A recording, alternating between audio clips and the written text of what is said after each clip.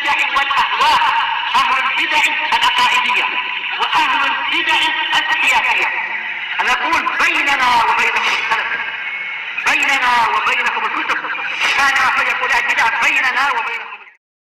Waqala Ibnul Qayyim dalam Nuniyah yang kedua, muka surat 48 sampai 49, masih membahas masalah apa itu ilmu yang hakiki di dalam masalah akidah wasitiyah.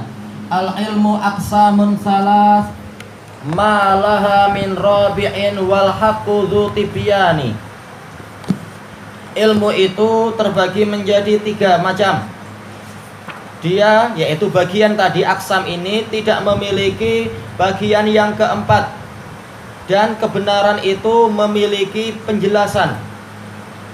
Jadi bukan hanya bermain-main beliau ketika menjelaskan ini. Ketika beliau menyebutkan ilmu itu hanya 3, tetapi beliau juga akan mendatangkan penjelasan, karena kebenaran itu dibangun di atas di atas hujjah dan keterangan. Bukan hanya ikuti saja, kamu tidak perlu banyak bertanya. Enggak. Orang yang benar dan orang yang berilmu, ketika dia membuat perintah atau membuat larangan dan semacam itu, niscaya dia akan memberikan hujjah. Kalau hujjahnya betul, itu yang harus ditaati. Kalau hujjahnya salah, dia diingatkan. Tayyib. Ilmun bi awsafil ilahi wa fi'lihi wa kadzalikal asma'i lirrahmani, yaitu pengetahuan tentang sifat-sifat al-ilah dan perbuatannya, dan begitu pula tentang nama-nama untuk ar-Rahman. Ini ilmu tentang Allah Ta'ala. Tayyib. Wal amri wan nahyil ladzi huwa dinuhu wa jazaohu yaumal ma'adis tsani. Tayyib. Yang kedua adalah ilmu tentang perintah dan larangan, yang mana inilah agama Allah Ta'ala. Ya, karena yang namanya agama, dana yadinu, itu maksudnya adalah ta'abbada, beribadah. Sementara inti ibadah itu menjalankan perintah dan menjauhi larangan, sebagaimana dijelaskan oleh Syekhul Islam Ibnu Taimiyah dalam kitab beliau Al-Ubudiyah. Dan kemudian menjelaskan apa balasannya di hari kiamat yang kedua itu.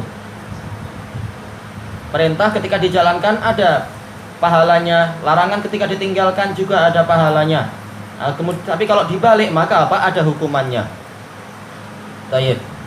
Bahwa alam apakah tsani ini maksudnya adalah hari berbangkit yang kedua, ataukah yang dimaksud ini baru jenis ilmu yang kedua? Wallahu a'lam. Kenapa? Karena syairnya hanya sampai di sini. Sementara di dalam kalimat yang lain Ibnul Qayyim menyebutkan memang yang namanya ilmu, al-ilmu ma qala Allahu wa qala Rasulu wa qaulu ashabi dzu irfani. Kalau nggak salah lafadznya, polanya semacam itu. Bahwasanya ilmu adalah firman Allah dan sabda Rasulnya dan ucapan para sahabat. Mereka adalah para ulama. Tayyib. Dan ini ada pembahasan yang lebih panjang terkait dengan apakah ilmu itu hanya itu saja, yang kemudian ucapan para ulama tentang masalah fulan itu mubtadi atau fulan itu hizbi ini bukan ilmu. Karena sebagian orang dengan ucapan Ibnul Qayyim tadi mengatakan semacam itu, mengatakan ini semua bukan ilmu, ini semua bukan hujjah. Karena yang namanya ilmu, kata Ibnul Qayyim, kalamullah, kalam Rasul dan kalam sahabat. Tapi bukan itu yang diinginkan oleh Ibnul Qayyim. Yang diinginkan oleh Ibnul Qayyim adalah hujjah yang sebenar adalah yang diambil dari 3 sumber tadi. Nah, dari 3 sumber tadi, namanya sumber, namanya punca, dia memiliki percabangan-percabangan. Makanya al-jarh wa ta'dil itu juga ilmu yang sangat besar, sebagaimana dijelaskan oleh para ulama muhaddisun. Dan sumbernya adalah dari Al-Quran, masalah jarh wa ta'dil, yaitu tabbat yada abi lahabi wa tab. Menunjukkan boleh kita menjarah orang yang layak dijarah. Demikian pula masalah Fir'aun, disebutkan tentang kecelakaan Fir'aun, dijelaskan tentang tercelanya iblis. Itu semua adalah ilmu jarah di dalam Al-Quran. Demikian pula pujian kepada para nabi, pujian kepada para wali, itu adalah at-ta'dil. Demikian pula dalil-dalil di dalam as-sunnah. Demikian pula dari ucapan para sahabat. Lalu bagaimana kalau orang-orang yang ada di zaman sekarang itu perlu dijarah dan perlu ditakdil, sementara itu enggak ada dalam Al-Quran wa sunnah? Kita katakan bahwasanya hukum itu diambil dari ilahnya. Manakala ada ilah untuk dipuji, maka dia juga layak dipuji, walaupun nama dia tidak ada dalam Al-Quran. Ketika ada alasan untuk dicela, sebagaimana orang-orang dulu dicela oleh Allah dan Rasulnya dan sahabat, karena ada alasan tadi, maka orang zaman sekarang pun ketika ada alasan tadi, dia juga layak untuk dicela. Makanya dijelaskan oleh Al-Khatib Al-Baghdadi di dalam kitab beliau Al-Kifayah fi Ulumir Riwayah, menjelaskan apa? Bahwasanya al-jarh wa ta'dil itu adalah ilmu. Kemudian beliau menyebutkan dalil-dalil, kemudian beliau mengatakan, maka barang siapa dia memiliki ilmu tentang seseorang, dia wajib untuk apa? Menjelaskan tentang orang tersebut. Terutama ketika dia ditanya atau dia merasa khawatir ada orang yang terkena bahaya kalau dia diam. Dan ini juga dijelaskan oleh setelah Khatib Al-Baghdadi, yaitu siapa? Imam Nawawi di dalam syarah Sahih Muslim, yaitu kalau ada seorang pelajar dia berbolak-balik datang kepada seorang pengajar yang jahat, maka tidak boleh kita mendiamkan. Bahkan ini bagian dari apa? Nasihat kepada a'immatil muslimina wa ammatihim, yaitu apa? Kita harus memperingatkan dia, jangan sampai dia terkena bahaya dari apa? Pengajaran dari ilmu yang disampaikan oleh pengajar yang jahat tadi. Walaupun itu nggak ada dalam sabda Nabi atau ucapan sahabat atau firman Allah tentang apa? Amr bin Ubaid ataupun yang setelah Amr bin Ubaid. Tapi apa? Ini juga bagian dari ilmu. Karena apa? Hukum itu sebagaimana dalam kaidah al-hukmu yaduru ma'al illah wujudan wa adama. Hukum itu beredar bersama alasannya. Kalau alasan ada, hukum ada. Kalau alasan tidak ada, maka hukum tidak ada. Maka manakala pada orang tersebut ada alasan untuk dicela, maka hukum untuk dicela ada di situ. Disebutkan dia tercela karena begini. Ini juga bagian dari ilmu. Baik, jadi kembalinya kepada hujjah, bukan kita disuruh taklid kepada ulama tertentu, bukan. Tapi lihat hujjah dia. Baik. Cuma masalahnya adalah banyak orang walaupun dia di posisi sudah sangat tinggi, dia nggak paham pola-pola yang semacam ini, nggak paham ucapan para muhaddisun, padahal dia sudah posisinya sangat tinggi di masyarakat. Gimana cara memahamkan orang macam tadi? Baik. Qauluhu al-mawrusi an Muhammadin sallallahu alaihi wasallam. Ilmu yang diwariskan dari Muhammad sallallahu alaihi wasallam. Al-mawrus minal irs. Ini sudah kita baca belum? Belum. Hah? Oh, berarti yang ini sudah, tapi nggak apa. Untuk yang syairnya tadi penting karena dulu anak tidak membahas. Tapi berarti yang bawah langsung. Fa fi kitabillahi wa sunnati rasulihi ghayatus syifa. Ini sudah belum? Sepertinya belum kalau ini ya. Tayyib, cuma setelahnya sedikit. Tayyib. Karena apa? Karena harus dimulai dari situ. Setelahnya belum ada titik. Li jami'il adwa'il qalbiyah wal badaniyah wa adwa'id dunya wal akhirah. Di dalam kitabullah dan sunnah rasulnya itu ada obat yang paling bagus untuk seluruh penyakit hati dan penyakit badan, untuk seluruh penyakit dunia dan akhirat. Wa fi hadits Ibnu Abbas radhiyallahu anhuma anna nabiyya sallallahu alaihi wasallam qala laisa minna man lam yataghanna bil Qur'an. Rasulullah SAW bersabda, bukan termasuk golongan kami orang yang tidak melakukan Al-Quran. Yataghanna, yaitu apa? Membacanya dengan nada yang indah. Baik. Ini Bukhari nomor 7527 dari hadis Abi Hurairah. Dan juga apa diriwayatkan oleh Imam Ahmad nomor 1549 dari hadis Sa'ad bin Abi Waqqas, dan dia adalah hadisnya sahih. Adapun untuk dari Ibnu Abbas kita nggak mendapatkan. Tapi jelas yang jelas adalah itu. Di Bukhari-nya adalah Abi Hurairah. Kalaupun sahabat yang lain itu di Ahmad. Itu pun Sa'ad bin Abi Waqqas, bukan Ibnu Abbas. Walamma ra'a ma'a Umar waraqatan minat Taurah ghadiba sallallahu alaihi wasallam. Ketika Nabi sallallahu alaihi wasallam melihat Umar itu membawa lembaran dari Taurah, beliau marah sallallahu alaihi wasallam. Waqal, beliau bersabda, amutahawwikuna ya ibnal Khattab, lau kana Musa hayyan ma wasi'ahu illa tibai. Apakah kalian masih kebingungan wahai Ibnul Khattab? Seandainya Musa itu hidup, niscaya dia tidak boleh kecuali dia harus mengikuti saya. Kenapa? Karena hadis ini dikumpulkan dengan apa? Jalur yang banyak. Intinya adalah yaitu Umar membawa lembaran itu bukan untuk mencari kesalahan, bukan untuk apa? Mendebat Yahudi, tapi untuk mencari tambahan hikmah di dalam sebagian riwayat. Karena baru tahu tentang masalah ini, wajar. Beliau ingin itu terus diperingatkan oleh Rasulullah bahwasanya ini enggak layak.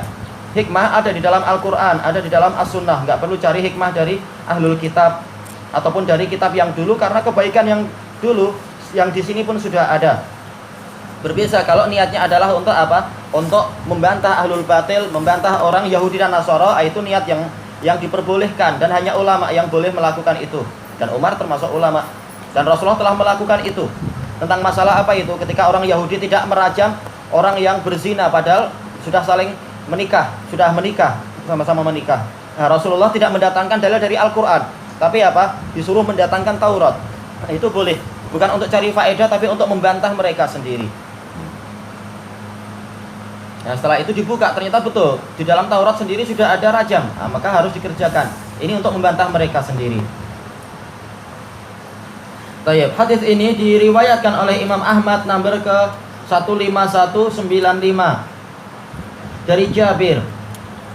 Memang di dalam sanadnya ada Mujalid bin Sa'id. Mujalid bin Sa'id riwayatnya kepada Jabir ini agak dhaif, tapi ada pendukung dari apa? Hadis Uqbah bin Amir di dalam Musnad Ar-Ruyani.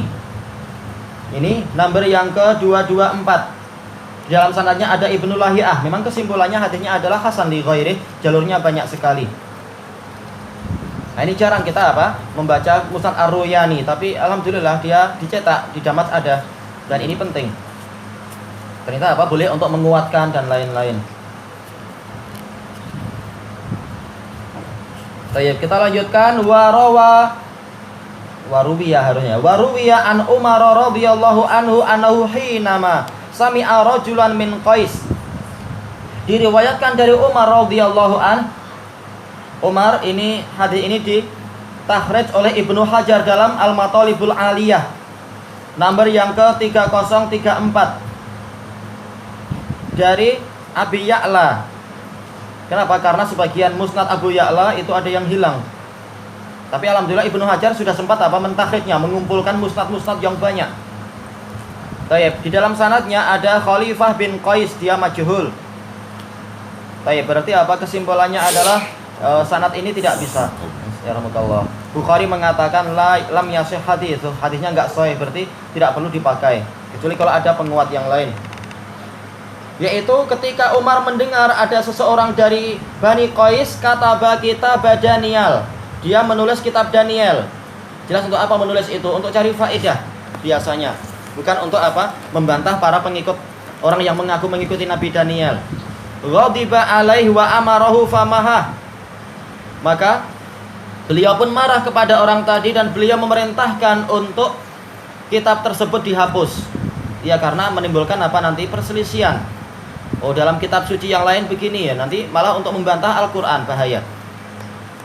Padahal Al-Quran sebagai apa? Penghapus bagi yang sebelumnya. Wasaqa ma amila ma'ahun nabiyya sallallahu alaihi wasallam. Dan Umar menceritakan apa yang diperbuat oleh Rasul kepada beliau. Yaitu apa? Hadis ini termasuk dalam mutabaat hadis yang sebelumnya itu. Yaitu Rasulullah marah kepada Umar atas perbuatan tadi. Nah, Umar begitu dimarahi dan disebutkan hujah Rasulullah, langsung apa? Beliau sedar. Tayyib. Walam yamut Rasulullah sallallahu alaihi wasallam hatta akmalallahu lahuddin. Rasulullah SAW tidak meninggal sampai Allah menyempurnakan untuk beliau agama ini. Fala khaira illa dallal ummata alaih. Tidak ada kebaikan kecuali Rasulullah telah menunjukkan kepada umat akan kebaikan tadi. Wala syarra illa hadzaraha min. Dan tidak ada kejelekan kecuali Rasulullah telah memperingatkan umat dari kejelekan tadi. Jadi segala yang baik telah diceritakan, baik dengan yaitu secara nas ataupun secara istimbat, dilihat dari sifat-sifatnya. Dan tidak ada kejelekan kecuali juga telah apa? Diceritakan untuk diperingatkan. Wa qad u'tiya sallallahu alaihi wasallam jawami'al kalim. Rasulullah telah diberi ucapan yang padat. Isi kalimatnya pendek tetapi apa? Mengandung makna yang banyak dan luas.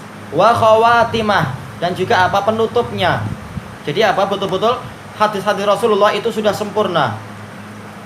Wa qala sallallahu alaihi wasallam taraktukum alal mahajjatil bayda lailuha kanahariha la yazighu anha illa halik. Aku telah meninggalkan kalian di atas jalan yang putih. Mahajjah artinya jalan. Malamnya itu seperti siangnya, yaitu jelas. Tidak ada yang menyimpang darinya kecuali orang yang akan binasa. Ini diriwayatkan oleh Ibnu Majah nomor yang ke-43 dari Idbad bin Sariyah, dan juga Imam Ahmad nomor 17182 dan sanadnya hasan. Sebagian ulama mensahihkan, enggak masalah, yang penting apa? Minimal adalah hasan. Tayyib. Wa qala Abu Dzar radhiyallahu an. Abu Dzar ini diriwayatkan oleh At-Tabrani dalam Al-Kabir nomor 1647. Sementara apa? Di dalam sanadnya ada Syekh At-Tabrani, yaitu Muhammad bin Abdullah bin Sulaiman Al-Hadrami. Harusnya nggak ada titiknya, haknya itu. Hak. Abu Ja'far Mutayyan, dia hafid. Ini ma'ruf. Cuma apa masalahnya? Ana sebutkan dalam penelitian pertama sahih, tetapi yang betul hadisnya tidak sahih, bukan karena si Mutayyan, tapi ada satu rawi yang di situ ternyata dia yang betul adalah dia dhaif. Memang terjadi perselisihan. Apakah dia siqah, apakah dia soduk, ataukah dia yang betul adalah dhaif?